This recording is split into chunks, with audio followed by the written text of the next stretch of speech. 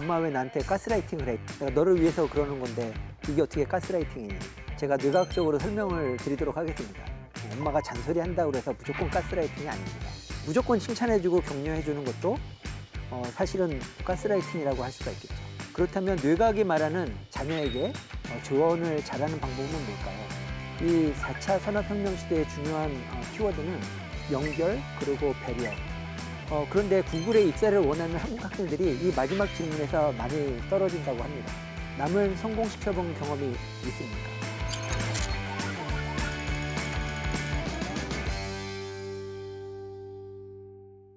이렇게 뇌가 성장하는 그런 뇌과학을 잘 공부를 하셨는데요.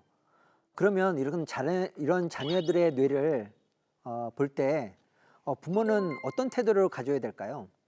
먼저 요즘 그 가스라이팅이라는 말이 많이 나오죠. 가스라이팅이라고 하는 거는 상대방을 심리적으로 지배하고 상대방을 내가 의도한 대로 이끌어 가려는 그런 행동을 말을 합니다. 그래서 요즘 아이들이 부모에 대해서도 엄마 왜 나한테 가스라이팅을 해? 이런 말을 하는 경우가 많이 있죠. 그럼 엄마도 굉장히 화가 나죠. 내가 너를 위해서 그러는 건데 이게 어떻게 가스라이팅이니? 예, 그런 애매한 부분이 있어서 제가 뇌과학적으로 설명을 드리도록 하겠습니다. 먼저 상대방을 생각을 바꾸려고 하는 노력 자체는 가스라이팅이 아니죠. 우리가 대화를 하는 이유가 결과적으로 내 생각을 상대방한테 전달하고 상대방의 생각을 좀 바꾸려는 그런 것이 커뮤니케이션이기 때문에 상대방 생각을 바꾸려고 한다고 엄마가 잔소리한다고 해서 무조건 가스라이팅이 아닙니다. 그런데 자녀를 더 잘되게 하려고 잔소리했는데 우울하게 되고 회피하게 되고 그렇게 좋지 않은 결과로 이렇게 이끌어 나갈 때는 가스라이팅을 의심을 해봐야 되는 거죠. 예, 자녀의 뇌가 스스로 뭔가를 극복하지 못하고 부모의 영향으로 인해서 주눅 들어 있고 뭔가를 부모의 말을 따라 하다가 오히려 일을 더 못하게 된다 그러면 그거는 자녀가 심리적으로 나쁜 영향을 받고 있는 거기 때문에 사실은 그런 것들은 부모가 빨리 깨달아야 되겠죠. 그리고 똑같이 잔소리를 하고 뭐 때로는 야단을 치기도 했는데 아이가 스스로 깨달음을 얻어서 이후에 잔소리가 없이도 잘 하는 아이로 성장을 했다면 그거는 좋은 자극이었던 거죠. 예, 그래서 우리가 그런 결과를 보고 해석을 해야 된다는 거고요.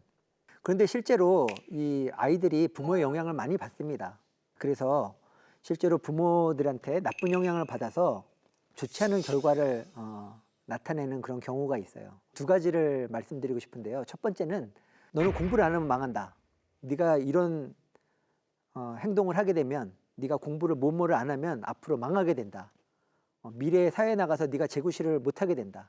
이렇게 불안감을 조성하는 거예요. 그 아이들의 미래를 굉장히 어둡게 만드는 거죠. 그러면 그 순간에 아이들의 뇌는 그렇구나. 내가 망하지 않으려면 열심히 해야 되겠구나 하는 거를 배우는 것이 아니라 내가 지금 현재 상태로 이렇게 하다가는 망하겠구나. 망하지 않을까에 대한 불안감이 더 세지는 거죠. 그래서 말수가 적어지고 또 불안감을 조성하는 부모를 회피하게 되는 거죠. 또 두 번째는 무조건 칭찬해 주는 거죠. 어릴 때부터 너는 무조건 최고고 모두 금메달감이고 격려만 해주는 거죠.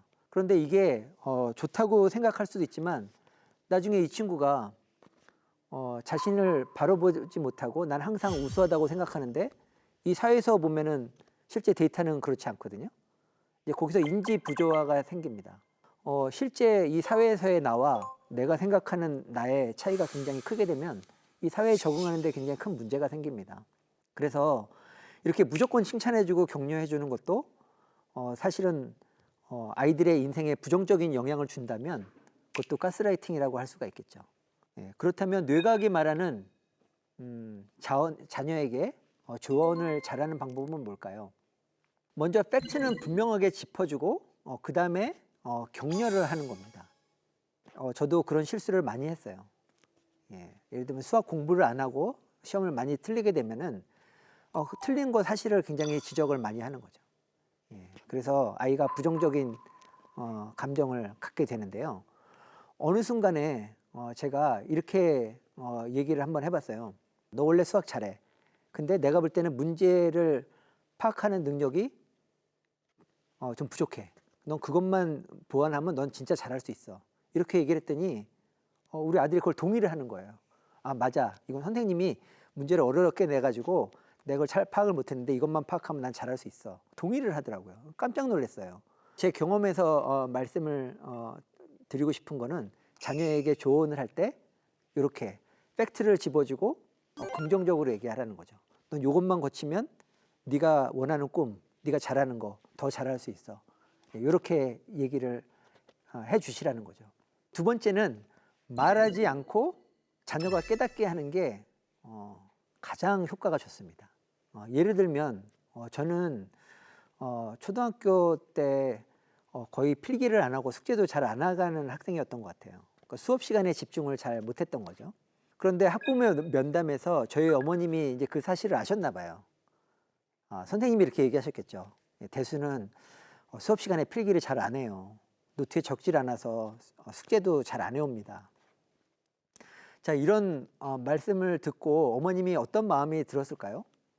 제가 부모로 지금 생각을 해봐도 굉장히 화가 나셨을 것 같아요. 예. 이렇게 열심히 밥 먹여서 학교에 보내놨더니 공부 안 하고 필기도 안 하고 그런 거죠. 그런데 저희 어머님은 팩트 체크를 먼저 하셨어요. 오셔서 제 노트를 이렇게 펴보신 거죠. 필기가 안 돼 있었습니다.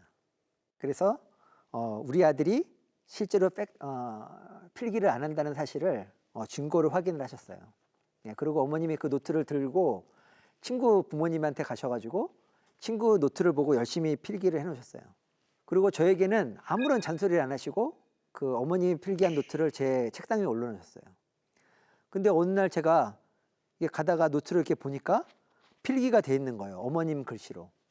그걸 보고 제가 많은 거를 느꼈어요. 우선은 내가 필기를 그동안 안 한 게 뭔가 문제가 있었구나 하는 거를 스스로 알게 됐고요. 내가 뭔가를 적어야 되겠다는 그런 생각이 들기 시작을 했어요. 그래서 여전히 수업 시간에는 집중을 못했습니다. 그렇지만은 뭔가 적는 학생이 됐어요.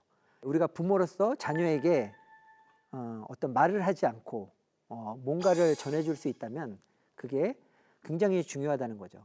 그렇다면 이 4차 산업혁명 시대에 정말 복잡해지는 시대죠. 뇌가 배워야 할 것은 무엇일까요? 지금은 어떻게 보면 사회의 규칙이 어느 정도 정해져 있지만 우리 자녀들이 살아갈 시대에는 사회적 규칙이 아주 시시때때로 변하는 그런 시대를 살게 될 겁니다. 예, 그렇기 때문에 나의 생각에만 국한되어 있는 것이 아니라 다른 사람들의 생각, 그 다음에 이 변화하는 사회에 대한 이해가 굉장히 빠른 그런 뇌가 성공하는 그런 사회가 도래하게 됩니다. 그런 증거들이 나타나고 있는데요. 전 세계에 가장 잘 되는 모든 기업들을 한번 보십시오. 그 페이스북이나 구글이나 이런 아마존이나 이런 회사들을 플랫폼 기업이라고 하는데요.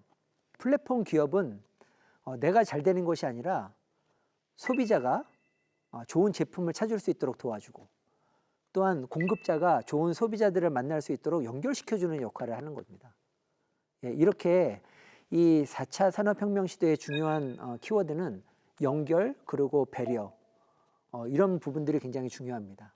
그런데 한 가지 걱정스러운 거는 현재 한국 학생들 우리 자녀들에게 가장 부족한 것 중에 하나가 이렇게 남을 배려하고 그 다음에 남을 배려하는 중에서 내가 아이디어를 창출하는 이런 능력이 굉장히 부족하다고 그래요.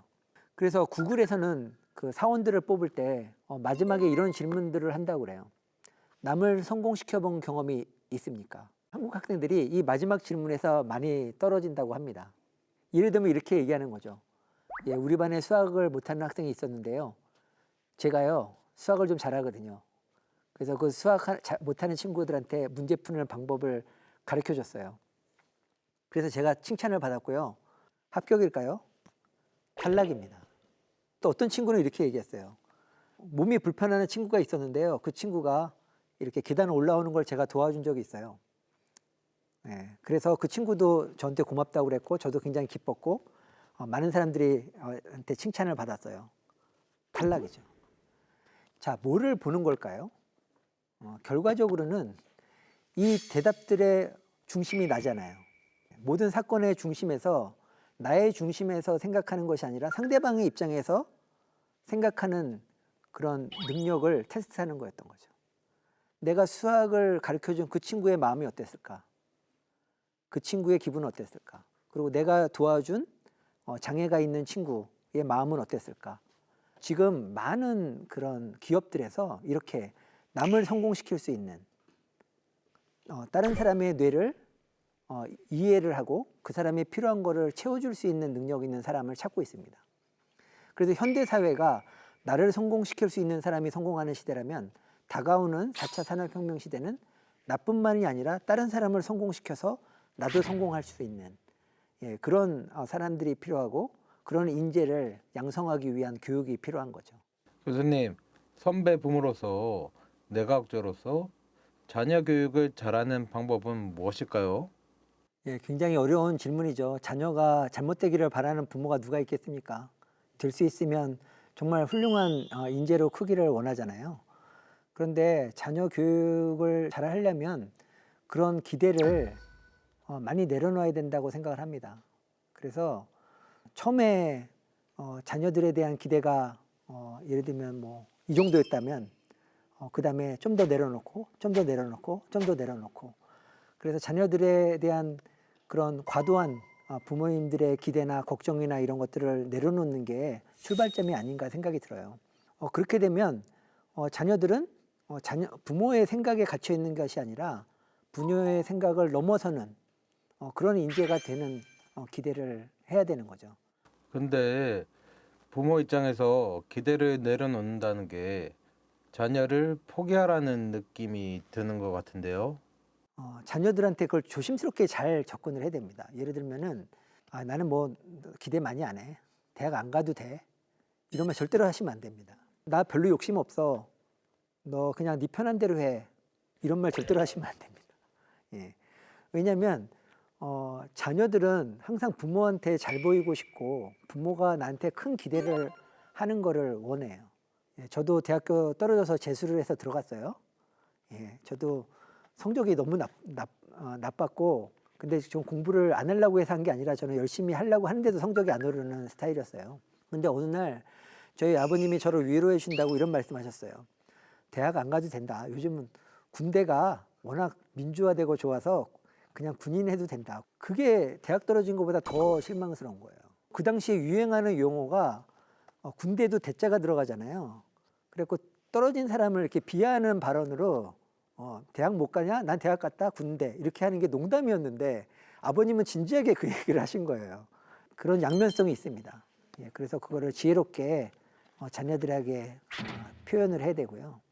그래서 과도한 기대도 안 좋고 또 기대가 없는 것도 안 좋고 그 자녀가 부모에 대한 생각, 부모한테 잘 보이고 싶은 생각, 그 생각을 충분히 존중해주고 이미 너는 나한테는 100점짜리 아들이야. 이런 믿음을 주는 게 굉장히 중요하겠죠. 그럼 자녀에 대한 기대를 내려놓으면 어떤 변화가 있을까요? 새로운 길을 찾게 되는 거죠. 더 좋은 길을 찾게 되는 거죠. 제가 예를 들면 이런 공부하는 거 외에는 길이 없다. 공부를 해서 얘가 상위권 대학에 가는 것만 길이라고 생각하면 결과는 무엇이겠습니까? 그거를 노력해서 달성할 수도 있고 달성 못할 수도 있겠죠. 그렇게 확률적으로 인생을 경영할 것이 아니라 정말 뇌는 높은 확률을 선택할 수 있도록 기회를 주는 거죠. 만약에 부모가 그 상위권 대학에 가는 그런 기준에 대해서 내려놓을 수 있다 그러면 뭐 해야 될 건가? 그다음부터는 뇌가 스스로 발전을 시작한다고 생각을 합니다. 그래서 부모의 역할은 그 병아리를 키우는 게 아니라 그 알을 깨트려 주는 거죠. 그리고 싹을 이렇게 틔워서 자라게 하는 것이 아니라 그냥 그 물을 주고 싹이 틔울 수 있도록 조건을 만들어 주는 거죠. 그게 기대를 내려놓는 게 자녀가 예를 들면은 뭐 잘 되기를 포기하라는 말이 아니고요. 현재 그런 게임의 룰에서 거기서 1등하기를 말하는 마음. 사실 불가능하지 않습니까? 그런 기준에서 우리 자녀들이 하나의 들러리로 생활하는 것이 아니라 주인공으로 나설 수 있도록 그런 기회를 주는 거니까요. 기대를 접는 게 포기하는 게 아니고 새로운 기대를 갖게 되는 거죠.